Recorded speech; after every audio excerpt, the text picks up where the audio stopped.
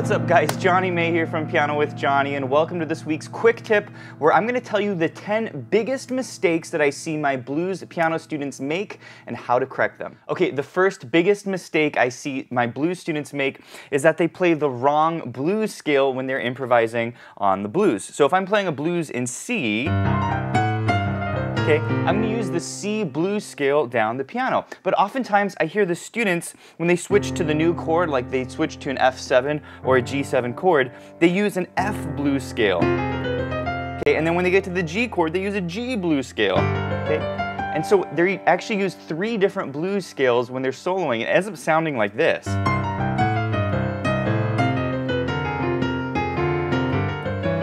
Okay? It doesn't sound good. When you're playing the blues, you really just want to use one scale, and that is the blues scale of the 1 chord. Okay, the second biggest mistake I hear from students is they play the blues too quickly. Guys, a blues should be played at about 100 beats per minute. Okay, and that's a pretty up-tempo blues. In fact, you can go even slower than this. Okay, that's kind of a slow blues, but if you play the blues too quickly, it sounds like this.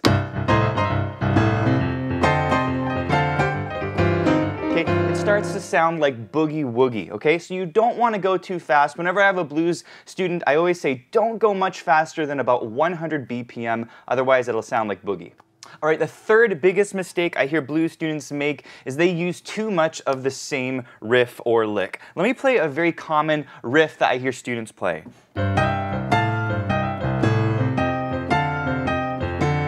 Okay, and they do this riff all the time, and it's a great riff, but guys, there is so much more you can do. You can use 8th note riffs, triplet riffs, you can use turns,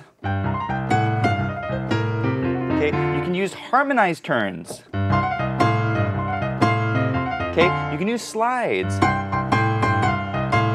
you can use rolls. There's so many ways you can play these blues licks and riffs, so it's important to understand the various devices that you can use. All right, the fourth biggest mistake I hear blues students make is that they don't connect their licks or their riffs. So what I'm going to do is I'm going to play 4 different licks, and you're going to hear them all disconnected, and then I'm going to connect them for you. Check it out. Here's lick number 1. Okay, here's number 2. Here's number 3. Here's number 4. Okay, they're all great licks, but now check out what it sounds like when I connect them.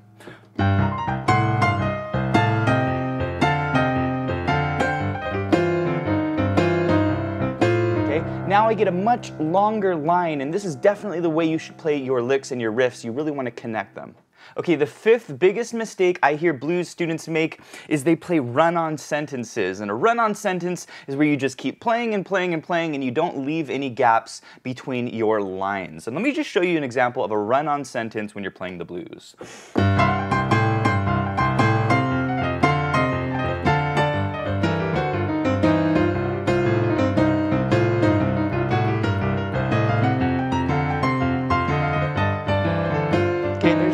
Gaps between your lines, and when you're playing the blues, it's no different than talking. And when we talk to people, we speak in sentences, we speak in phrases, and so this is what you want to do when you play the blues. You want to play short lines with a start and an end point.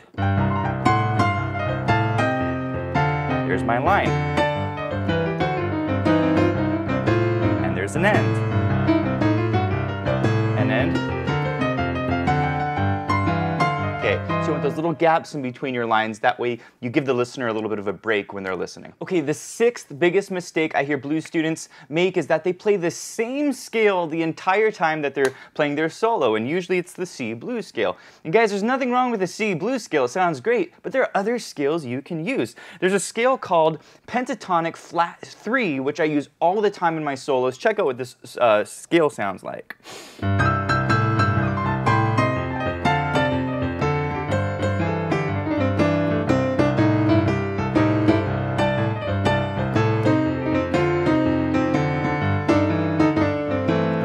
Has a very kind of happy sound to it. And so when you're playing your blues solos, you want to switch between these 2 scales. It'll make your solo a lot more interesting.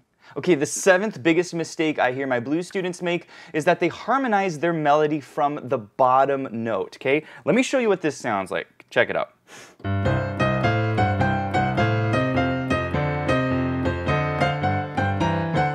Okay, sounds okay, okay? Let me do the opposite. I'm gonna harmonize from the top.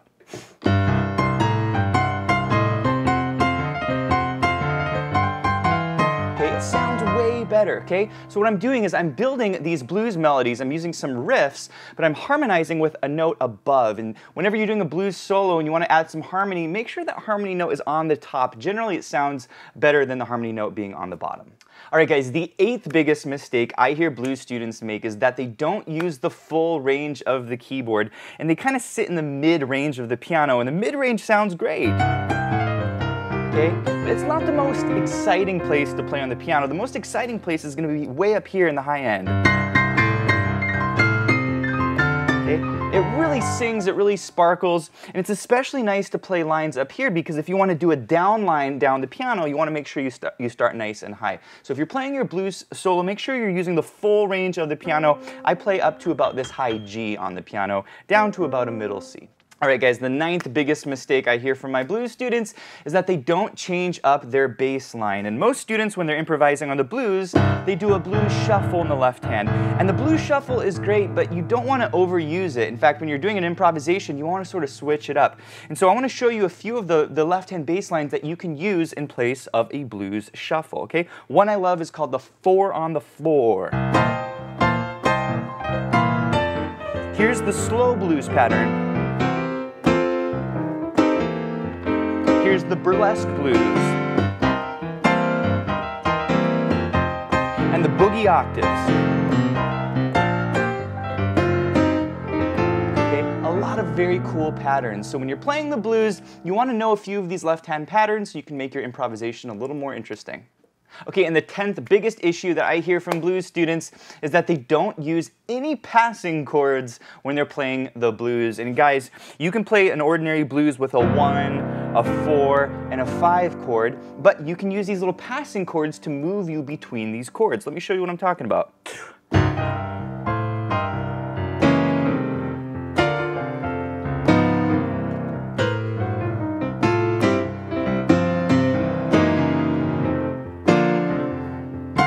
Guys, hear those little chromatic walk downs into the notes? And so there are all kinds of little passing chords that you can use between the chords,